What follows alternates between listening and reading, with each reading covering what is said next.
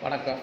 இப்போ இந்த ப்ராடக்ட் என்ன அப்படின்னு கேட்டிங்கனாக்கா, இது ராகி அல்வா மிக்ஸு. அ இது வந்து நீங்க ஒண்ணும் செய்ய வேண்டாம். நீங்க வந்து என்ன செய்றீங்கன்னா, ஒரு வாணலியில, ஒரு வடச்சட்டியில இந்த பாக்கெட்ட கட் பண்ணி, நீங்க அந்த பவுடர கொட்டிட்டு, நீங்க அது வந்து தோசை மாவு பக்குவத்துக்கு தண்ணி ஊத்தி நீங்க கிளறணும்.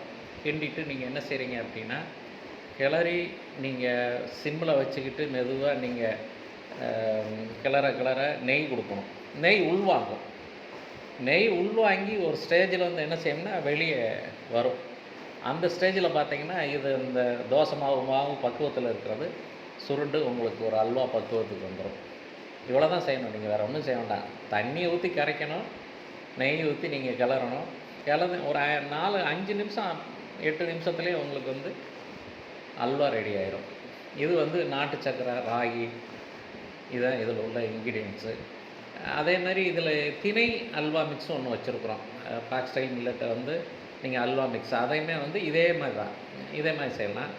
இது வந்து ஒரு இனிப்பு வேணும் அப்படின்னா, நீங்க டக்குன்னு நீங்க உடனே என்ன செய்யலாம்னா, இந்த அல்வா மிக்ஸ நீங்க பயன்படுத்தலாம். குழந்தைகளுக்கு பண்ணி குடுக்கலாம்.